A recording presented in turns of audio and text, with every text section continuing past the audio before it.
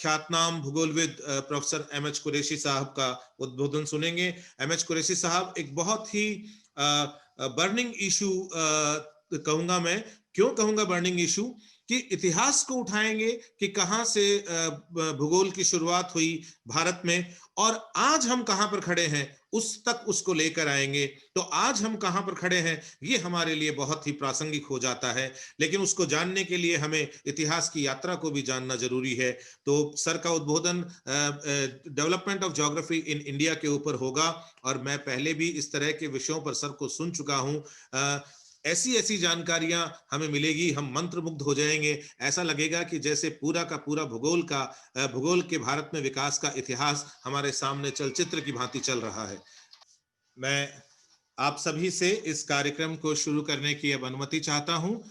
यहां से हम हमारे पहले सेशन की शुरुआत करेंगे। इस सेशन में 4 लेक्चर्स होंगे। मैं थोड़ा सा उनकी रूपरेखा बताता हूं। सबसे पहला जो लेक्चर होगा ये प्रोफेसर एम.एच. कुरैशी साहब के द्वारा होगा।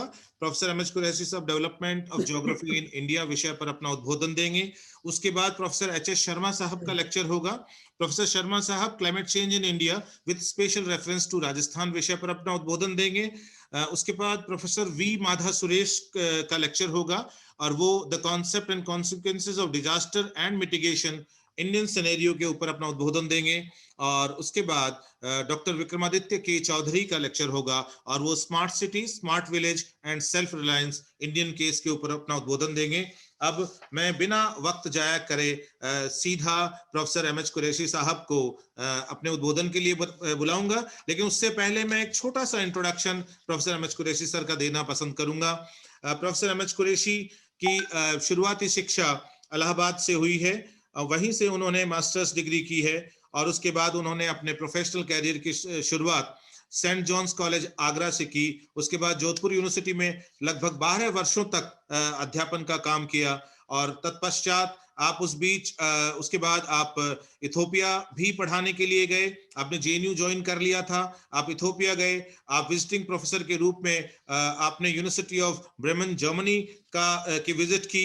आप यूजीसी के कंसल्टेंट के रूप में लंबे समय तक आपने काम किया है। आप यूजीसी की जो standing committee for monitoring PhD, जो त्यागराज कमेटी थी, उसके मेंबर के रूप में काम किया है। आप चेयर प्रोफेसर हैं एम ख्वाजा चेयर जामिया मिलिया इस्लामिया। ये आप यहाँ पर आप 2010 से 2015 तक चेयर प्रोफेसर रहे। आप एडिटोरियल कमेटी के मेंबर हैं इकोनॉमिक ज्योग्राफी आईसीएसएसआर के। आप ऑनररी फैकल्टी हैं Indian institute of Dalit studies new Delhi के। आप अनेकों कमिटीज के मेंबर रहे हैं। आप नागी के प्रेसिडेंट रहे हैं। आप इंडियन इंस्टीट्यूट ऑफ इंडियन ज्योग्राफर्स के प्रेसिडेंट रहे हैं। आपको भूगोल वाचस्पति अवार्ड से 2015 में सम्मानित किया गया था। आपके द्वारा 19 पीएचडी और 47 एमफिल गाइड हो चुकी हैं। आपने 50 से अधिक शोध पत्र विभिन्न राष्ट्रीय और अंतर्राष्ट्रीय जर्नल्स में प्रकाशित किए हैं। आपकी 16 पुस्तकें आ चुकी हैं। लंबे समय तक आपने एनसीईआरटी के लिए लिखा।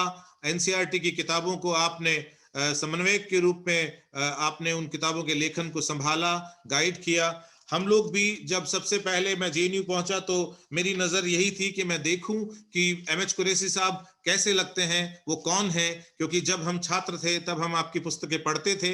और जब मैं दिल्ली पहुंचा, जब मैं जेएनयू में प्रवेश किया, मैंने जब सीएसआरडी सेंटर में गया, तो मेरी उत्सुकता थी कि मैं उस व्यक्तित्व को देखूं जिसकी लेखनी को अब तक हम किताबों में देख रहे थे, पढ़ रहे थे। मैं ऐसे व्यक्ति को इस प्लेटफॉर्म पर पाकर अपने आप को गौरवान्वित महसूस कर रहा हूं। मैं अब बिना वक्त जाया करे सीधा प्रोफेसर कुरैशी साहब को आमंत्रित करता हूं। Sir please. Thank you Sunil Dhaka ji. इस महाविद्यालय की प्रिंसिपल पुष्पा चौधरी जी, विनोद भारद्वाज जी, जिनको मैं बहुत पहले से जानता हूँ, सोनी जी जो हमारे विद्यार्थी रह चुके हैं, और इनके सारे सहकर्ता, आप सबको मैं धन्यवाद देता हूं। और सारे सहभागी जो इस वेबिनार का हिस्सा बने हुए हैं, उनको भी मैं साधुवाद देता हूँ कि शायद इससे उनके ज्ञान में कुछ अगर वर्धन हो सका तो मैं अपने को धन्य मानूंगा। मुझे हिंदी में ही बोलना है ना भाई। Yes sir, yes sir, yes sir. अच्छी बात है। जहाँ तक भूगोल विषय का सवाल है, हम बहुत पहले से लोग कहते रहे हैं भारतीय संस्कृति में कि 7 लोक ऊपर हैं और 7 लोक नीचे हैं। तो हम भूगोल वेत्ता इन 7 लोकों को तो अभी तक ढूंढ नहीं पाए कि कहाँ है कहाँ नहीं है। लेकिन जो आज का आधुनिक भूगोल है, इसकी शुरुआत, इसका प्रारंभ ही यूरोप से हुआ है, जिसमें जर्मनी और फ्रांस इन दोनों का बहुत बड़ा हाथ रहा। उस समय जबकि एशिया विकास कर रहा था, उस वक्त शायद यूरोप में डार्क एजेस कहते थे, सब अंधकार का युग रहा है। और ये 5 से और 15 शताब्दी तक बहुत ज्यादा भौगोलिक ज्ञान यूरोप में नहीं उपजा था। इससे ज्यादा तो ग्रीस और मिडिल ईस्ट, पर्टिकुलरली अरब जोग्राफर्स ने बड़ा काम किया था। अल्माइजेस्ट का ट्रांसलेशन हो चुका था उस वक्त तक, लेकिन जब डिस्कवरी का जमाना आया या जो पूरा पूरा खोज का जमाना आया, उसके बाद यूरोप आगे बढ़ा। और मैं इसको बहुत छोटे में कहना चाहूँगा कि जर्मन स्कूल भूगोल का और फ्रेंच स्कूल भूगोल के, ये दोनों आगे बढ़े। और भूगोल की परिभाषा उस वक्त जर्मनी में तो पता नहीं थी ही नहीं, क्योंकि 2 शब्द इस्तेमाल होते थे जो कंटेम्प्रेरी वहाँ के समकालीन भूगोल वेत्ता थे, खासतौर से हमबोल्ट और रितर। हमबोल्ट ने न तो कभी ज्योग्राफी शब्द इस्तेमाल किया, न रितर ने किया। हमबोल्ट इसको अर्डबेशराइबुंग कहते थे। अर्डबेशराइबुंग, the description of the earth. German word for earth is ERD, अर्ड। और रितर इसको अर्डकुंड कहते थे, अर्डकुंडे, the regional geography. So Ard was common. One was saying that it is Beschreibung, the other was saying that it is the regional geography, description of the region. तो ये उस समय तक भूगोल शब्द जो ग्रीस से आया वो वहां नहीं पहुंचा था। और अर्ध, इत्तेफाक से मैं आपको बताऊं कि अर्ध शब्द जो है ये अरबी का है। अल अर्द व समावी, आसमान और जमीन। अर्द जो है वो जमीन है, समावा जो है समावी, ये आसमान है। तो ये नहीं पता है कि कौन सा शब्द कहाँ गया, क्योंकि मूवमेंट बहुत हुए हैं शब्दों के, लोगों के साथ। उस पर तो पूरा मैं एक लेक्चर देना पड़ेगा मुझको कि किस तरह से शब्द इधर से उधर मूव किए। तो ये 15th सेंचुरी के बाद का समय है, जबकि उपनिवेश काल आया, जबकि यूरोप से उपनिवेश बनाने के लिए लोग दौड़ पड़े। उस समय जरूरत उनको इस इंफॉर्मेशन की थी, इस सूचना की थी कि क्या और कहां, व्हाट एंड वेयर। क्योंकि उनका जो सबसे बड़ा कंसर्न था वो था रिसोर्सेस को ढूंढना, संसाधन कहाँ पे हैं। क्योंकि वो बेकार के लिए तो आना नहीं चाहते थे, सिर्फ पर्यटन के लिए नहीं आना चाहते थे। और उसका एक पैटर्न रहा। मैं खास तौर से भारत पे आ रहा हूँ। भारत में जो कोलोनाइजेशन हुआ, जो उपनिवेशवाद आया है, उसका एक प्रक्रिया थी। वो प्रक्रिया क्या थी? सबसे पहले तो तराजू आया, उसके पीछे पीछे क्रॉस आया, और उसके पीछे तलवार आई। यानी सबसे पहले ट्रेडर्स आए, ईस्ट इंडिया कंपनी, उसके बाद मिशनरीज आए, और उसके पीछे से आर्मी आई, क्योंकि उनको अपने ट्रेड और मिशन दोनों की रक्षा करनी थी।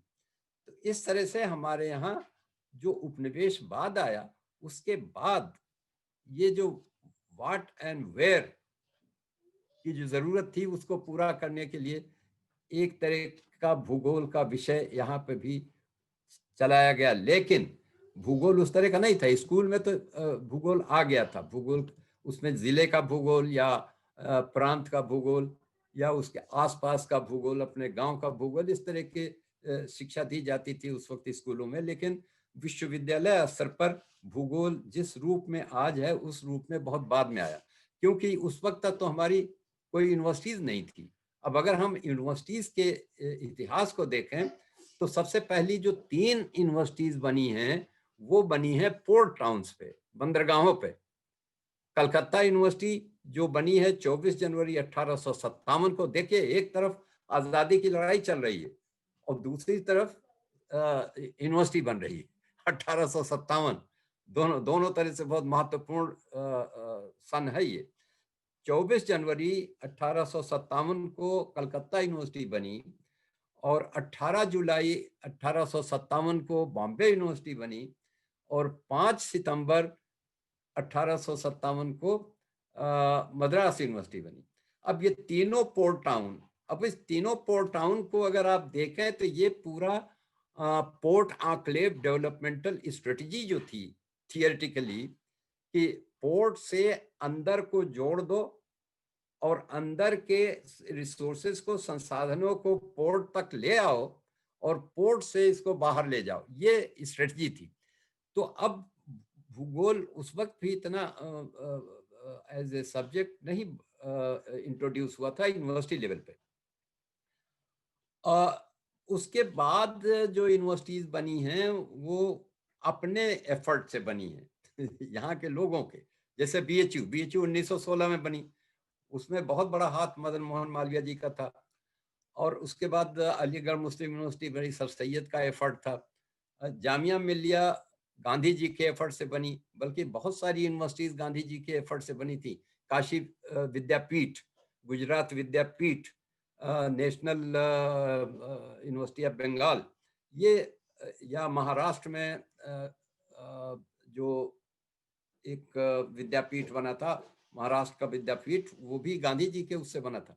तो ये विश्वविद्यालय आने शुरू हुए। लेकिन भूगोल अभी भी 100 साल नहीं हुआ, जबकि ये बहुत सारी यूनिवर्सिटी 100 साल पूरा कर चुकी। अलीगढ़ 17 अक्टूबर को पूरा कर चुकी 1920 17 अक्टूबर को बनी थी, तो 17 अक्टूबर 1920 में ये 100 साल पूरा हो गया। जामिया मिल्लिया इस्लामिया 29 अक्टूबर 1920 में बनी थी, तो 100 साल उसके भी पूरे हो गए। बीएचयू ऑलरेडी पूरा कर चुका है।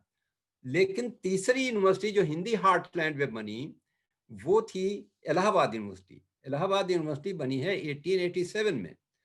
अब देखिए भूगोल किस तरह से विकसित होता है। अभी भूगोल को आए हुए भारत में 100 साल नहीं हुए। सबसे पहला विभाग जो ग्रेजुएट लेवल पर, स्नातक लेवल पर जो पैदा हुआ या विकसित हुआ, वो था अलीगढ़ मुस्लिम यूनिवर्सिटी। अलीगढ़ मुस्लिम यूनिवर्सिटी में स्नातक स्तर का भूगोल का विषय आया 1924 में। 1924, 1925, 1926, ये 2 सालों में ग्रेजुएशन के लड़के वहां पर पढ़ते रहे। लेकिन 1926 में 4 लोग पोस्ट ग्रेजुएशन में आए और पोस्ट ग्रेजुएशन में पढ़ाने वाले बहुत क्वालिफाइड नहीं थे। एक तो थे मिस्टर डन, जो वहाँ के अलीगढ़ में स्कूल भी है यूनिवर्सिटी के साथ, अलीगढ़ मुस्लिम यूनिवर्सिटी में, उस स्कूल में हेडमास्टर थे और वहाँ पर एक ज्योग्राफी में पढ़ाते थे काजी जलालुद्दीन। ये दोनों ही लाए गए कि भाई यूनिवर्सिटी में भी यही पढ़ाएं। तो 26 में तो एमए निकल गया, लेकिन उसके बाद सरकार ने ये कहा कि यहाँ पे जब क्वालिफाइड टीचर्स नहीं हैं तो फिर एमए प्रोग्राम को अबंडन कर दिया गया। तो वो 1927, 28, 29, 30 में फिर से प्रीवियस शुरू हुआ और वो भी रिकॉग्नाइज नहीं हुआ। तो 31 में उन्हीं लोगों को फिर से एमए प्रीवियस करना पड़ा। एमए, इसका मतलब यह है कि एमए फाइनल 1933 में बैच निकला है, तब से पोस्ट ग्रेजुएशन शुरू हुआ। अब धीरे धीरे ये यूनिवर्सिटीज में जो विकास हुआ वो भी आजादी के बाद ज्यादा हुआ। मद्रास यूनिवर्सिटी तो बन चुकी थी 1857 में, लेकिन उसका भी जो ज्योग्राफी डिपार्टमेंट है वो डिप्लोमा के फॉर्म में आया 1932 में। 1940 में वहां पर ज्योग्राफी में एमलिट शुरू किया गया, लेकिन उसके बाद 1948 में ये यूनिवर्सिटी आई, उसमें geography department full fledged BSc MSc introduce किया गया। तो इसके बाद जो है बहुत सारी यूनिवर्सिटीज बनी और जिसमें ज्योग्राफी लाया गया, ज्योग्राफी एज ए सब्जेक्ट पढ़ाया जाने लगा। फॉर्मल एक्सपेंशन अगर हम देखें ज्योग्राफी का, तो कलकत्ता यूनिवर्सिटी में भी, इतनी पुरानी यूनिवर्सिटी में, सबसे पहले अंडर ग्रेजुएट कोर्स आया है 1941 में। बीएचयू और इलाहाबाद में आया है, ये भी पुरानी यूनिवर्सिटी है, 1887 और 1916 इसमें भी आया अंडर ग्रेजुएट और पोस्ट ग्रेजुएट 1946 में। और दो यूनिवर्सिटीज ऐसी हैं जहां पर भूगोल को विकास करने के जो हेड थे वो दोनों जियोलॉजी के थे।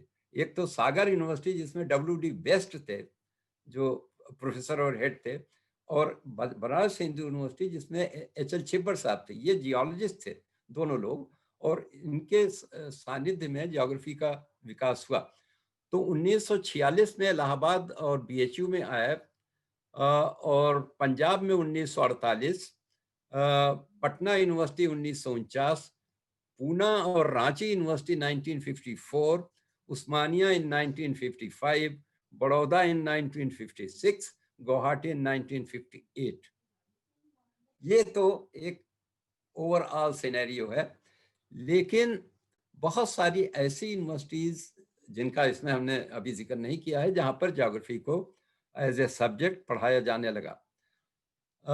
बम्बई बहुत लेट शुरू हुआ है। बॉम्बे यूनिवर्सिटी में पहले एक कॉलेज में 69 में शुरू किया, 79 में, आई एम सॉरी, 69 में शुरू किया, 1971 में यूनिवर्सिटी में आया। 1971 में व्हेन डॉक्टर ये जो CD देशपांडे साहब थे, वो ही वाज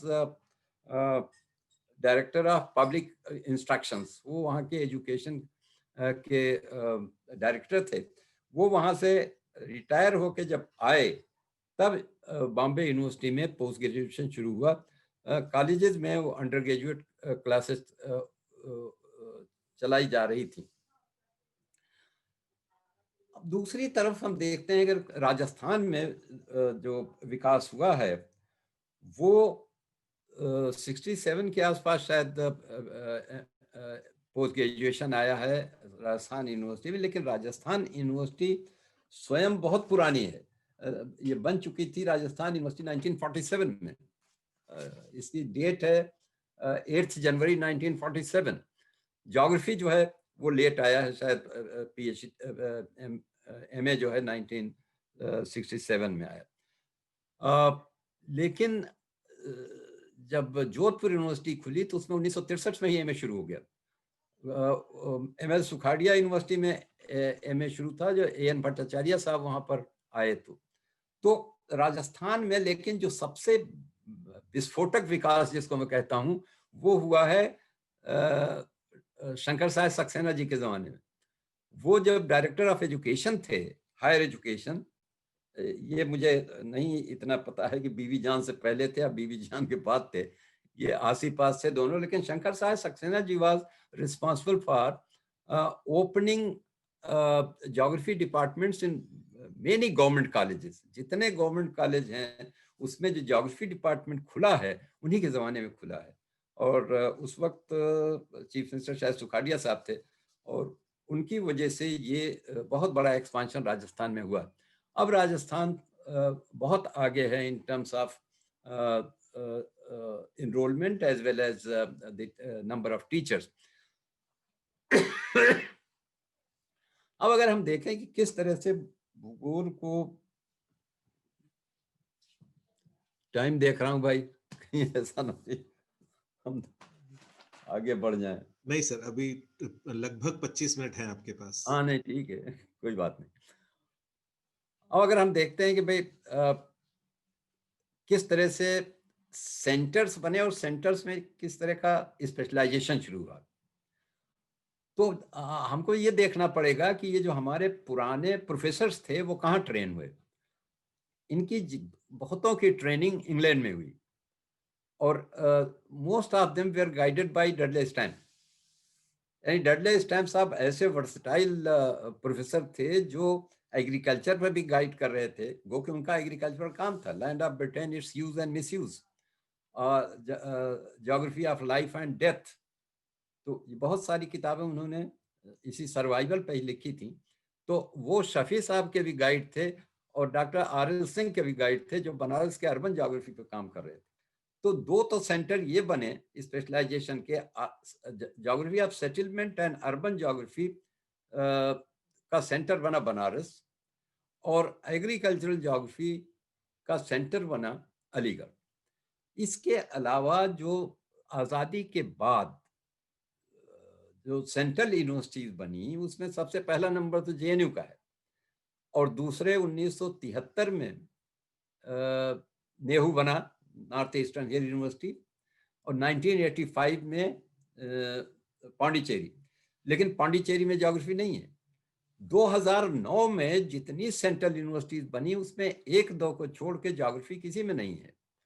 और इत्तेफाक से उसके शुरू के कमिटीज में मैं था, तो इसलिए कर्नाटका यूनिवर्सिटी में ज्योग्राफी डिपार्टमेंट खुल पाया है, but that was again regional geography and regional development. तो इस तरह के स्पेशलाइजेशन शुरू हुए। Calcutta university specialised in geomorphology and physical geography.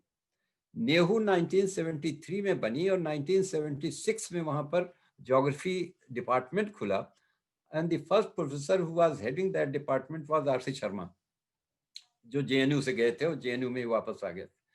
तो वहाँ पे भी फिजिकल ज्योग्राफी और ह्यूमन ज्योग्राफी दोनों का स्पेशलाइजेशन शुरू किया गया। फिजिकल में काफ़ी काम वहाँ पे राय साहब वगैरह थे जिन्होंने किया। इसी तरह से सागर यूनिवर्सिटी में भी इम्फेसिस फिजिकल उस पर दिया गया, भौतिक भूगोल पे।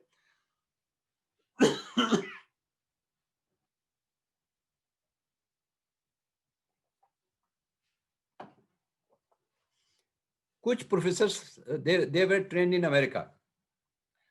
Actually, Professor Ghosal was trained under G.T. Trivatha, population geography. जब वो आए तो उन्होंने पंजाब यूनिवर्सिटी में पॉपुलेशन स्पेशलाइजेशन को बढ़ावा दिया और पॉपुलेशन का एक पॉपुलेशन स्टडीज का बहुत बड़ा सेंटर बना। इसके अलावा जो पॉपुलेशन का बहुत बड़ा centre international institute of population studies Bombay का बना। तो बॉम्बे यूनिवर्सिटी में बहुत स्पेशलाइजेशन शुरू में तो फिजिकल ज्योग्राफी ही रहा, लेकिन बाद में जब सीडी देशपांडे साहब आए उनके साथ फिर सोशल और कल्चरल ज्योग्राफी पे काफ़ी वहाँ पे स्टडीज़ की गई। तो बॉम्बे यूनिवर्सिटी सोशल और कल्चरल में अभी भी काम कर रहे हैं वो लोग। कलकत्ता यूनिवर्सिटी अभी भी फिजिकल भूगोल पे बहुत बड़ा वहाँ पे कंट्रीब्यूशन है। और पॉपुलेशन ज्योग्राफी पंजाब यूनिवर्सिटी में बहुत अहम है। इसी तरह से एग्रीकल्चर ज्योग्राफी जो है वो अलीगढ़ में अभी भी उसका तार जो है वो चलता जा रहा है। अब हम देखते हैं कि हमारा जो गुणवत्ता है भूगोल की स्पेशलाइजेशंस में वो कैसी हुई। एक तो सबसे हमारी जो विडंबना थी वो ये थी कि जो चीज एक बार आती कहीं से आ जाए वो हम लपक लेते हैं और बहुत जोर से लपकते हैं। आपको मैं याद दिलाऊं, एक बार आया कि साहब इंटीग्रेटेड डेवलपमेंट पे 50 थीसिस इंटीग्रेटेड डेवलपमेंट पे की गई और उस इंटीग्रेटेड डेवलपमेंट में करीब 10 थीसिस मैंने देखा, मुझे पता ही नहीं चला कि कौन सा इंटीग्रेशन था, क्या था। तो सबसे बड़ी मुसीबत ये हुई कि जो एक बात कही गई, चाहे सरकारी उसमें चाहे प्लानिंग कमीशन में या कहीं और आया कि इंटीग्रेटेड डेवलपमेंट पे जोर दिया जाए, तो इंटीग्रेटेड डेवलपमेंट पे हमने थीसिस लिखवाना शुरू कर दिया। 1987 में जैसे ही आया सस्टेनेबल डेवलपमेंट, तो सस्टेनेबल डेवलपमेंट की बाढ़ आ गई, without understanding what sustainable development is. पता नहीं सस्टेनेबल डेवलपमेंट हर चीज में लगा दोगे सतत विकास। अब सतत विकास जो है वो आप अगर उसको इंटीग्रेटेड डेवलपमेंट में भी डाल लीजिए और इसको भी डाल लीजिए तो दोनों में कोई बहुत ज्यादा थीसिस में फर्क नहीं मुझे दिखता था।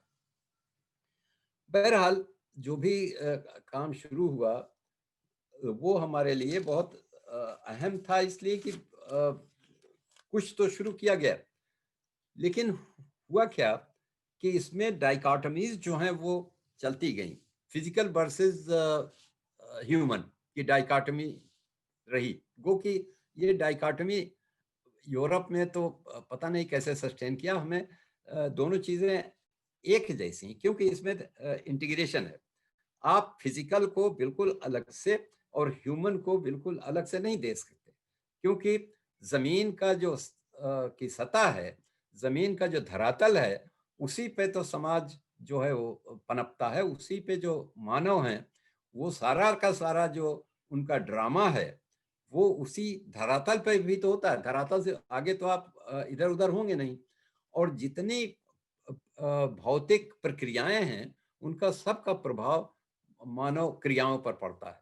मानव क्रिया आप प्रभावित नहीं रह सकते। जब हम डिजास्टर की बात कहते हैं तो क्या है, ये डिजास्टर जो है हो सकता है नेचुरल हो सकता है मैन मेड हो, क्योंकि नेचुरल डिजास्टर भी होता है जिसको हम प्रिडिक्ट कुछ को कर सकते हैं, कुछ को नहीं कर सकते। टाइफून्स को और इनको हरिकेन्स को, इनको आप प्रिडिक्ट कर सकते हैं, या जो ट्रॉपिकल साइक्लोन से इनको प्रिडिक्ट करते हैं, लेकिन सुनामी हम प्रिडिक्ट नहीं कर पाते।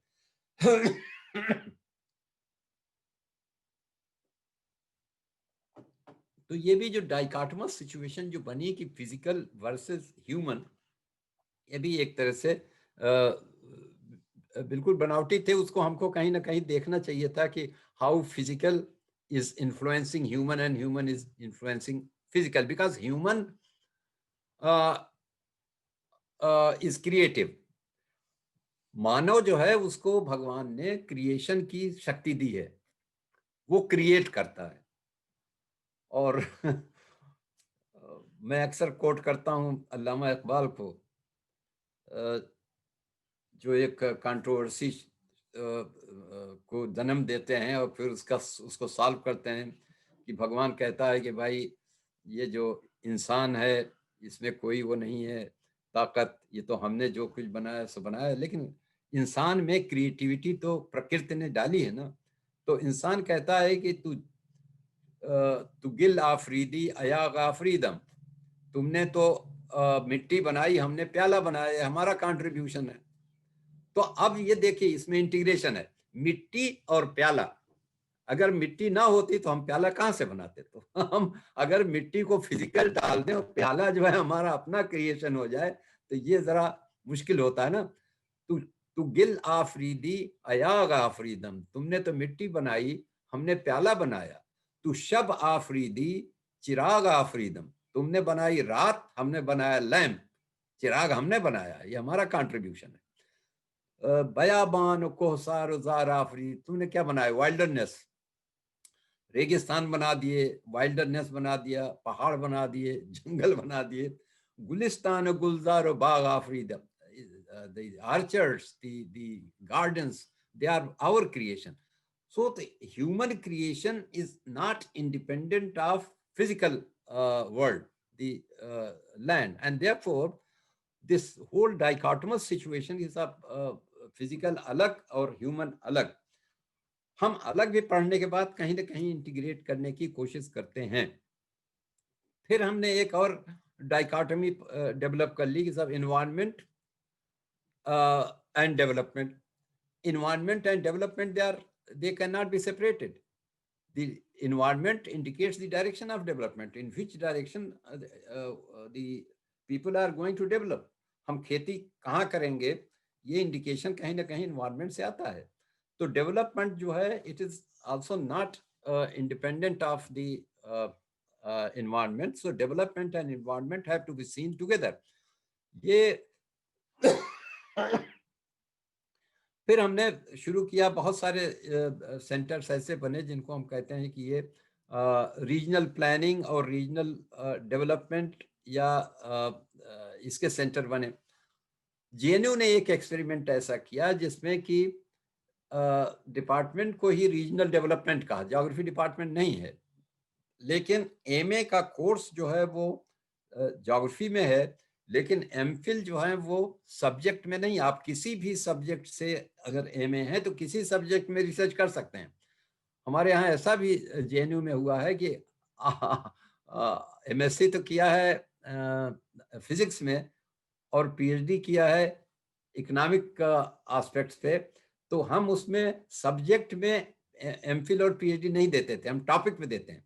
तो आप उस टॉपिक पे आपका रिसर्च है, आप उस पे जो एम्प्लॉयर है वो आपको जज करेगा कि आप किस तरह से उसके काम आ सकते हैं। इसी तरह से जब हम सेटलमेंट को पढ़ते हैं तो रूरल और अर्बन के डाइकोटोमस सिचुएशन में करके पढ़ते हैं। What are urban? Urban are actually the villages which have succeeded have become urban. गांव जो सक्सीड कर गए, जो सफल हो गए, वही तो शहर बने। तो उसमें एक कंटिन्यूटी तो है। अगर उस कंटिन्यूटी को देखे बगैर हम इम्पोज करेंगे कि साहब ये तो गांव है था और ये शहर है, और शहर में सारी की सारी जो डेवलपमेंट है वो इंडिपेंडेंट ऑफ रूरल है, तो ये कहीं ना कहीं जो इंटीग्रेशन है कि चाहे वो अर्बन सर्विस एरिया हो और चाहे रूरल सप्लाई एरिया हो, they have to be integrated. इसी तरह से थियरी एंड प्रैक्टिकल का एक और हम लोगों के यहाँ सिचुएशन बनी थी, जिसमें मैं as student of Allahabad university 4 हमने सब्जेक्ट पढ़े और एक प्रैक्टिकल का पैकेट अलग से बनाया। ये साइंस का ये मेथड नहीं है। साइंस में हर सब्जेक्ट में केमिस्ट्री का प्रैक्टिकल अलग है, फिजिक्स का प्रैक्टिकल अलग है, लेकिन हमारे यहाँ ज्योग्राफी में क्या किया कि थियरी तो हमने अलग अलग पढ़ाई, लेकिन प्रैक्टिकल का एक पूरा का पूरा थक्का बना के उसको इवेल्युएट किया। हम लोगों ने जेएनयू में उसको भी खत्म किया कि अगर आपका इकोनॉमिक ज्योग्राफी के प्रैक्टिकल्स हैं तो उस पेपर के पार्ट होंगे, जियोमॉर्फोलॉजी का अगर प्रैक्टिकल है तो उसका पार्ट होगा। लेकिन जो ज्योग्राफी विकसित हुई हमारे यहाँ, उसको कहीं ना कहीं मुनीस रज़ा साहब अजीब तरह से उसको डिस्क्राइब करते थे। वो कहते थे कि हमारे जो भारत में जो ज्योग्राफी विकसित हुई है उसमें तो एक बहुत लंबी पूंछ है, एक बहुत हैवी बॉडी है और एक छोटा सा सर है। कहने का मतलब यह है कि Indian geography has created lot of empirical studies. हमारे कोई जवाब नहीं है जितना एम्पिरिकल स्टडी हमने किया। हर गांव का तो हमने लैंड यूज कर डाला है ऑलमोस्ट। बहुत सारे अर्बन स्टडीज हमने कर डाली, बहुत सारे शहरों की urban geography of Allahabad, urban geography of Banaras, urban geography of Ballia, urban geography of Patna. Those hundreds of urban theses are on urban geography. हो क्या रहा है कि it means that empirical studies हमने बहुत कर ली, लेकिन we were unable to develop theory नहीं डेवलप हो पाई। तो जो माइंड है, जो वो कह रहे हैं कि उसका दिमाग बहुत छोटा रह गया, सर बहुत छोटा रह गया, our capacity to develop theory is very very limited. कहीं ना कहीं हम लोग जब पीएचडी करवाते हैं तो उसमें हाइपोथेसिस की बात जरूर करते हैं। हाइपोथेसिस और उसके बाद उसको how to develop the hypothesis, this is at all the levels, whether it is MPhil और PhD.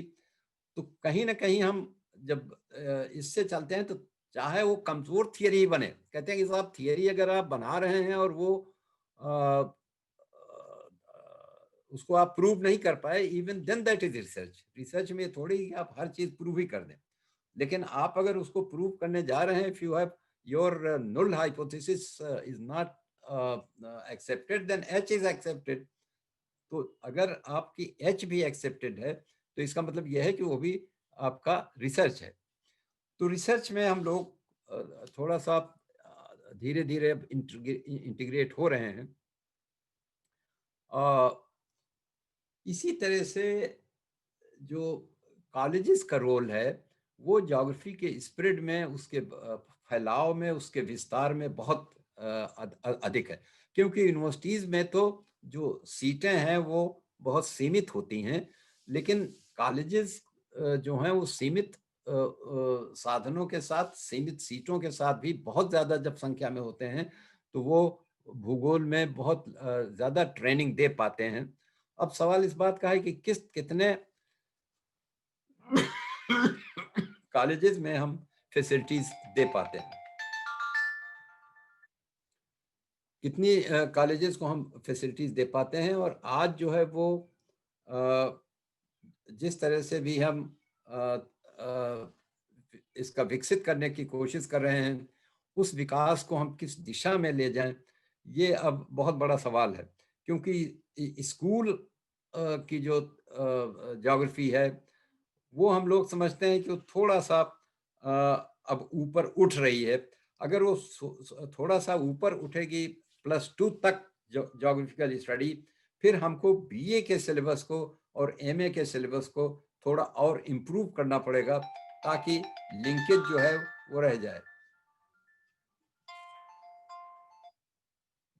I mean lecture please.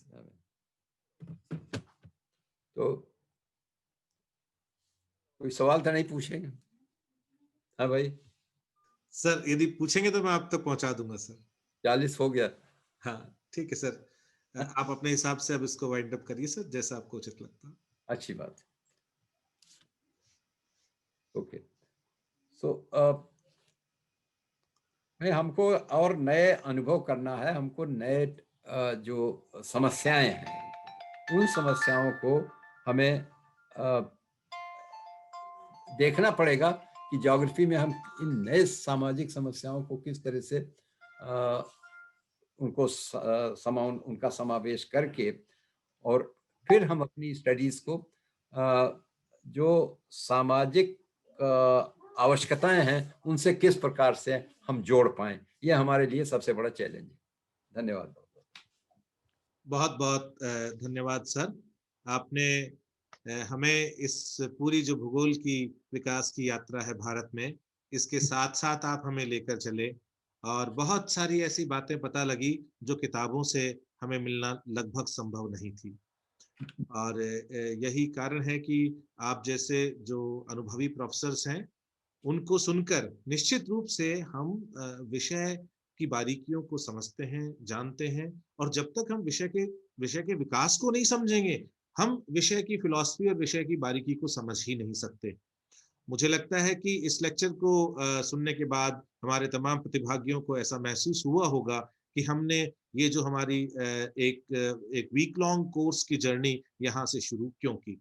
2 question professor Qureshi साहब के लिए आए हुए हैं। मैं पहले सर से पूछता हूं और उसके बाद उम्मीद करता हूं कि हो सकता है कि प्रोफेसर एच.एस. शर्मा साहब के लिए भी क्वेश्चन आए, तो उसके बाद हम आगे बढ़ेंगे। तो क्यों ना हम पहले ये 2 क्वेश्चन, क्योंकि सर के उद्बोधन के बाद में ये क्वेश्चन आए थे तो मैं उनको शामिल नहीं कर पाया था, उस समय तक प्रोफेसर एच.एस. शर्मा साहब को हम बुला चुके थे। तेजपाल देथा पूछना चाहते हैं सर कि भारत में भूगोल के विकास में हमें किस देश की परिपाटी का अनुसरण करना चाहिए? अपने देश की। हाँ जी सर।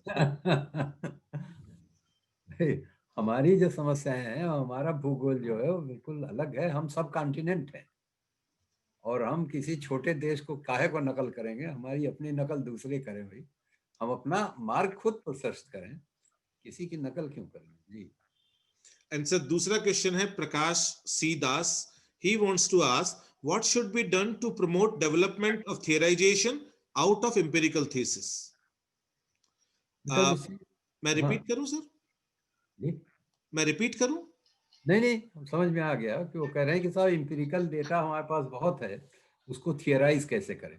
हाँ जी होता सर। क्या है, होता क्या है कि if you have certain theoretical frame, then you try to generate data. Data आपके पास आ गया है, अगर डेटा आपने इकट्ठा कर लिया तो होता क्या है कि डेटा इकट्ठा करने में you bring the data along with the noise. Data का नॉइज भी ले आते हैं ना, तो उसको सॉर्ट आउट करना जरा मुश्किल होता है। तो अगर हम शुरू करें हाइपोथेसिस से, then we know what type of data. मैं अक्सर अपने उसमें कहता हूं कि हमारे यहाँ दो तरह के लोग हैं, दो तरह के रिसर्च स्कॉलर होते हैं। एक तो हनुमान जी की तरह हैं, जो बड़े पावरफुल ताकतवर होते हैं और उनको भेजा जाता है कि भाई तुम डेटा ले आओ संजीवनी, तो समझ में उनके नहीं आया, तमाम सारा गड़बड़ हो गया, तो उठा के पूरा पहाड़ ले आए और सुपरवाइजर के सामने रख दिया कि छांटो भाई, आप छांटिए सर। दूसरा है हमारे ही माइथोलॉजी में, एक है अर्जुन, जिनसे जब पूछा जाता है कि भाई तुम्हें चिड़िया दिख रही, तो कह मछली दिख रही है, तो मछली नहीं, मुझे तो आंख दिख रही है जहां हमें मारना है। तो अगर आप फोकस्ड डेटा ले आते हैं, तब उस पर आप थियरी बना सकते हैं। अदरवाइज यू दोनों रास्ते हैं। एक तो चाहे आप इंपेरिकल से थियरी की तरफ जाएं या थियरी से इंपेरिसिज्म की तरफ जाएं, वो दोनों मेथड्स हैं, वैलिड हैं, लेकिन वो कितना आप की समझ है जिससे थियराइज कर सकते हैं, उस पर डिपेंड करता है।